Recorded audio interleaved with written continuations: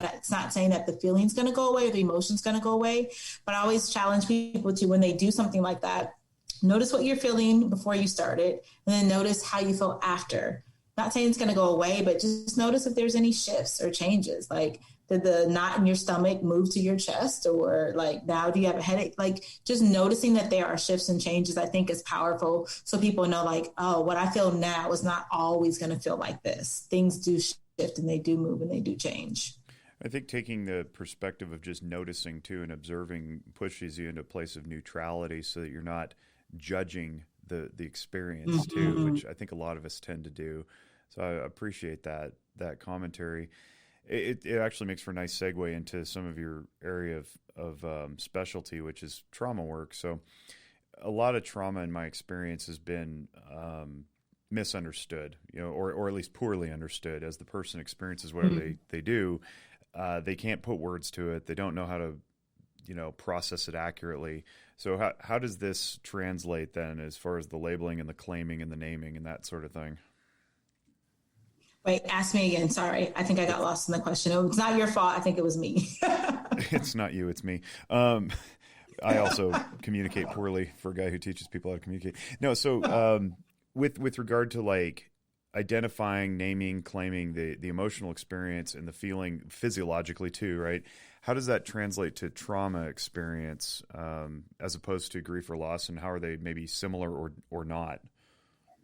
Yeah, I think there's a lot of similarities there. I think with trauma, there is a verbal component that I think a lot of people who aren't clinical expect people to be able to express what happened and to tell the story of what happened. Mm-hmm. But in trauma, what happens is, that part of our brain where we have that verbal processing, it kind of goes offline. It shuts down because we're in that survival mode.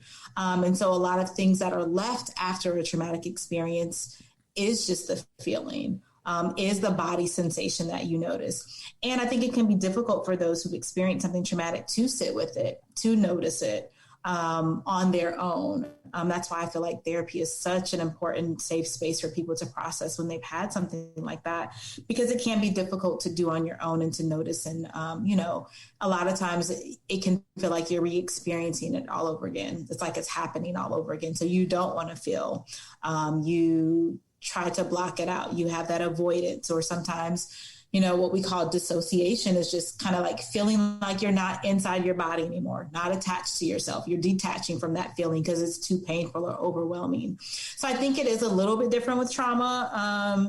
I don't know if I would encourage my client to, just go sit with that feeling on your own and come back and tell me how that worked. I would want to process that with them in therapy together to make sure that they're safe, and to help them and co-regulate, teach them coping skills in session and say, oh, that feeling is big. Let's take a deep breath right there together. Notice that you're here, you're safe now. That was then, this is now. I know I just said a whole lot of things and went probably 10 different directions with that answer, but there are similarities. And I think the way that I would treat it probably would be different as a clinician.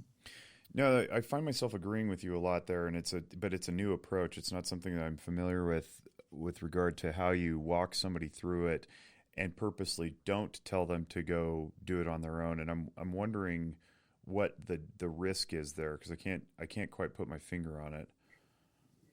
Yeah, I think until I know that if it's an established client, I think for a new client, I wouldn't suggest that until I know that this client has established coping skills and mechanisms that they have in place that they can regulate if they get uncomfortable. If they can, then I would, encourage you to feel it, notice, put in place what you've learned and see what shifts. For a new client that we haven't established that yet, I don't think I'm going to assign them the homework to, notice what you feel and breathe through it, because it can be overwhelming and scary, and it can cause some people to not return to therapy. Like, oh my God, that was the worst thing I've ever experienced. I'm never going back. She's terrible. And we want them to feel safe. So until we establish that safety, that's probably why I would take that different approach. That makes sense. One of the things that we teach our junior clinicians when they're in school or fresh out of school and newly licensed is you don't unzip somebody without the ability to zip them back up before they leave. And I think what you're alluding to there is the risk that they could inadvertently unzip themselves in their own home and then slip into a panic attack or like you say, they follow your instruction, it doesn't work, then they don't want to come back, and that's unfortunate. Because then not only are they not getting the help they need, it could give a black eye to the whole profession. They don't come back to anybody. Which is not what we want for sure. Yeah, you said that so much better than me. Well, you teed it up. You got my brain juices flowing.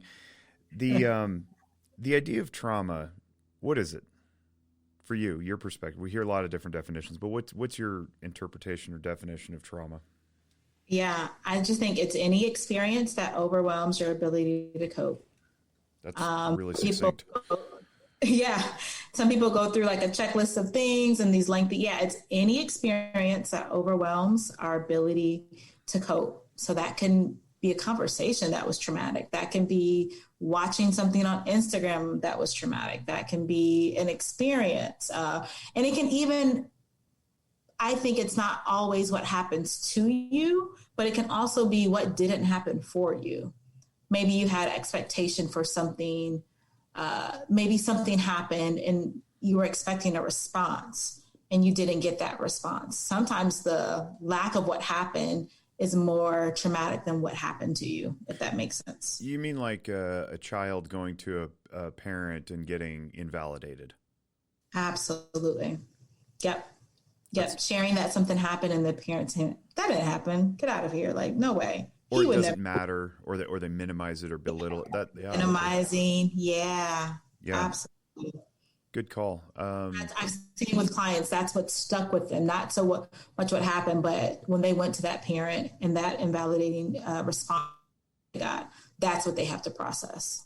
We recently had an interview with a gal named Shauna Springer. She goes by Doc Springer, and that's her website. She works a lot in this realm. It was on a different podcast, and she was talking about how we need to get rid of the D in PTSD and really call it I for injury, because it's an injury to the structure of the brain. The fight or flight, the limbic system doesn't respond as well as it does after the trauma than before. It's really a physiological injury, and I found myself agreeing with that too in concept.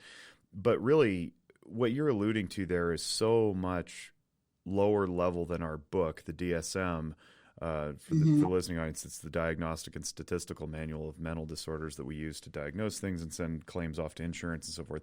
Your bar is so much lower than the book's criteria, and unfortunately, I'll soapbox about this until it changes. Our profession doesn't allow for insurance reimbursement for preventative care. And that's a shame, and it keeps people from coming in, and because you basically have to be broken before you can get treatment. And what you described there, simply being invalidated as a trauma, or trauma as invalidation, does not meet diagnostic criteria. So how do you work with that? We've got the catch-all adjustment disorder, I guess, but what do you say to somebody where you validate what they've experienced, it doesn't rise to the level of disorder, but you still want to get compensated for your time, and they don't want to have to pay cash out of pocket because they're already paying their insurance premiums? Like, how do we fix this? How do we at least resolve it in the temporary until we fix it? Really, Jake, you expect me to answer that? Yeah, man, I got you in the show for a reason. Come on, wave your wand, solve the world's problems. If I had that answer, I think, oh my God, I don't know. That is so complicated and it's so complex, and I don't know. I think I'll say this. When I worked at an agency in Atlanta, I did community mental health before I had my own practice, and had an amazing supervisor, and she encouraged, I think that's where I got my definition of what trauma was, and to help us get creative in the way that we write, get creative in the way that we, of course, you have to meet some criteria, but get creative in the way that you view the presenting problems. You know what I mean? I'm trying to say something without saying something, but yeah, just... Yeah, don't be so rigid, in other words. Yeah, not to be so rigid and to really look at things from a holistic view and see like how is this really impacting their daily functioning. Like it may not look like it's spelled out in the DSM, but getting really curious in your questioning and really finding out the impact that experience had and see like, oh, this is really impacting them on a much wider scale. This does fit the criteria. I think sometimes we can get hung up in our checklists and our assessments and the questions that are on the list without kind of digging a little bit deeper to find out the true impact. Yeah, it's like we lean a little too far into the medical model sometimes, and we forget that we have human beings in front of us that are that don't fit into nice, neat little tidy boxes. Do you work with children, adults, couples, families, all the above? What's your particular bailiwick? Yeah, right now it's primarily adults, women, but I have worked with all of the above. So children, and I quickly realized that I did not like play therapy. So yeah, me either. When I went to private practice, I was like, nope, I'm not seeing any kids. But I enjoy working with teens. So like from 13 up, I love working with teenagers. And so I'll work with those adolescents and then my young adults. I don't dabble too much into couples work, do some family work. I feel like, couples. Another topic. I love couples. I'm a couple. We were a couple in therapy, like I said. That's so right. It's just, I think that's another specialization that you have to really be passionate about. Like with play therapy, you got to be passionate about that. Same with couples work. There's so many different theories that you can practice from, and you just got to find something that you want to buckle down in. And I hadn't found that yet. So talk to me a little bit about why trauma interests you or draws you, because in my experience, collectively we get, when we're in public and we're talking about what we do for a living, people are like, oh, I could never do that, right? And it's like any profession that's out there on the fringes, dealing on the front lines of whatever we do. It's like, I just rather do sales or whatever. But even within the profession, though, we have people who love working with certain demographics, groups, presentations, clinical or otherwise. How'd you pick trauma? I think it was when I was at this agency. I had I was introduced to this woman. Her name is Jennifer Packard, and I went to one of her trauma trainings, and I don't know what it was, but I literally was like, this is what I want to do. Just the knowledge that she had about trauma and how it impacts the brain, it impacts the body, and the work that she's doing. And she's trained in EMDR. I'm trained in EMDR now. I don't know. I think it was just her approach. And, I always tell her like she's one of my mentors from afar now, but I really appreciated the way that she talked about it, the way that she just kind of laid it out. And I said, you know what, I think that's what I want, because that can be a topic that seems scary for people. For young clinicians, they don't want to, oh God, they have what kind of history? Oh no, give that to a more experienced clinician. I was that young clinician that was like, yeah, I'll do it. I'll jump in, of course, with very good supervision. But I don't know if I can give you like a specific answer, like what drew me to it. I think what I loved seeing is walking with people through really, really dark places in their life. Trauma work to me is sacred.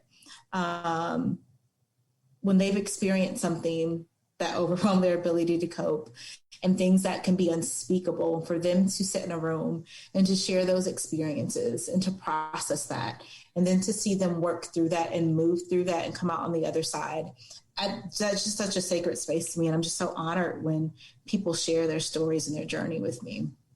There's a difference between acute trauma based on an event or an episode, and then chronic trauma, over a lifetime or over several generations. If you wouldn't mind, share a little bit of insight to the audience as to what the differences are and how they're similar or dissimilar.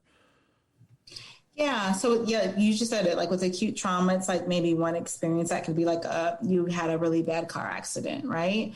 Or you had like one instance of sexual abuse, like a specific event that happened that did not reoccur. And when we're looking at chronic, we're looking at what we label as kind of like complex trauma, right? So that's when you've had maybe multiple experiences that have happened to you over time. So maybe that looks like you grew up in a household where there was domestic violence. You had an alcoholic parent. Another parent was diagnosed with a mental health illness.